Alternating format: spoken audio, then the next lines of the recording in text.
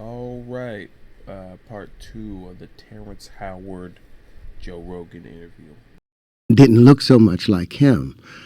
And I realized, my God, if I had followed my proper course, I could have saved my mother because the knowledge that I had, I had the grand unified field equation.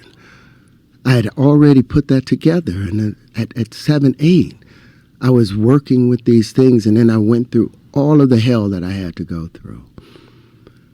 Being accused of domestic violence, all of those things. And I thought it was a curse at the time. Not really explaining any of this. He's just kind of talking about his life, um, in a kind of random way, but kind of validating, I guess, anything that he kind of feels insecure about. I'm not trying to diagnose, bro. I'm just saying what it seems like. What it seems like to me. But it was really removing me from advancing down the wrong path. And during that period of time, I started waking up in my dreams again. And I started going back into that palace. And I remembered all of these things, and I started patenting them. As I moved along, I got in touch with Michael Hudak. He was the president of the University of Science and Philosophy because I was studying. Where? And he was excited to come home. And That's what I get for trying to make a joke. I was gonna be like, Michael Hudak. Who that? Sorry. don't show the relationship that between periodic table, he had asthma, and my father always put that together. And somebody in the audience said, "Doesn't John Keely's work remind you a lot?" He had asthma, and my father always questioned whether it was his son or not because he looked so much violent, all of those things. And I thought it was a curse at the time.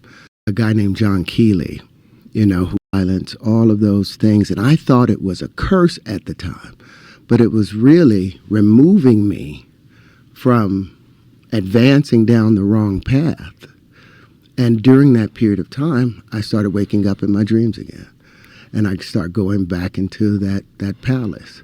And I remembered all of these things, and I started patenting them. As I moved along, I got in touch with Michael Hudak. He was the president of the University of Science and Philosophy because I was studying a guy named John Keely, who had worked with frequency back in the 1870s, had built the first what do they call it? Self-sustaining engine. Back in 1872, but he wouldn't tell people how he built it. And I was watching a program with Del Pons, and somebody in the audience said, "Doesn't John Keely's work remind you a lot of Walter Russell?" And a bell went on. And so I got in touch with the University of Science and Philosophy after watching some stuff about Walter Russell, and Michael Hudak, took me under his wing and started talking to me. But he was more into the philosophy and the love that Walter was talking about. But my intention was to rebuild the periodic table, build a new periodic table, because the stuff I had learned in college, I went to school for chemical engineering the first year over at Pratt.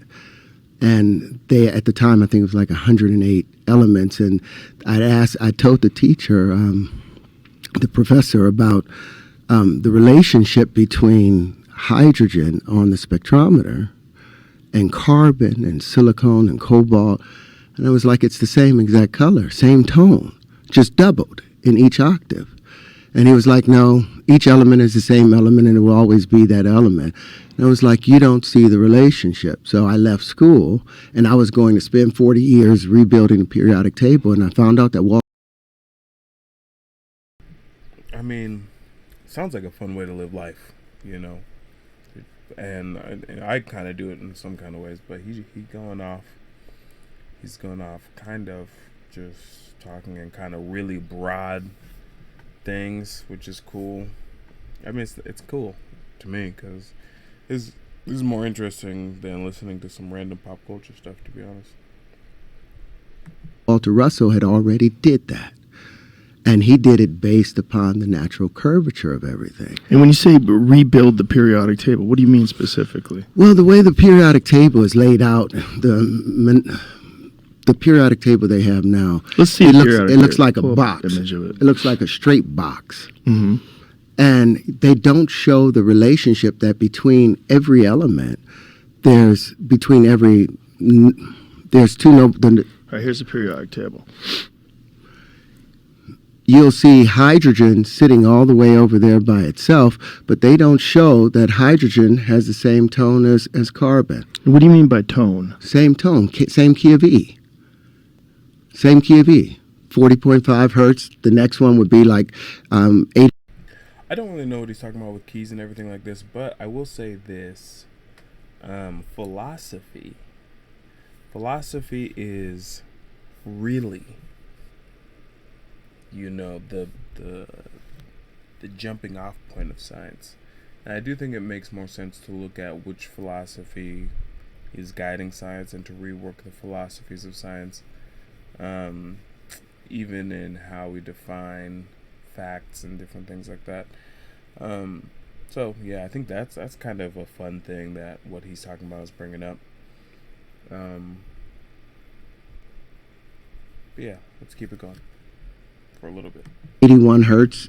You go to silicone, it will double up and would be 162 hertz. You'll go to cobalt and it'll be 324 hertz. It's, in that base, if you were to take the angles of incidence or the tones that they create, their color, like you can turn color back into sound based upon, it's the same wavelength, it's just twice as long or much longer. So all you have to do is keep dividing light by 2. Keep that up, Jamie. You keep dividing light by 2.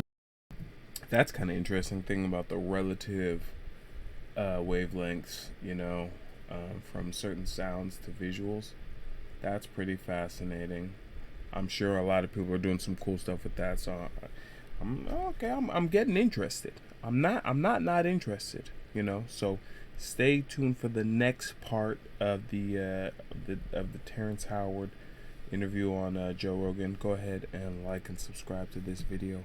Thank you so much for those of y'all watching, and make sure you watch the next one.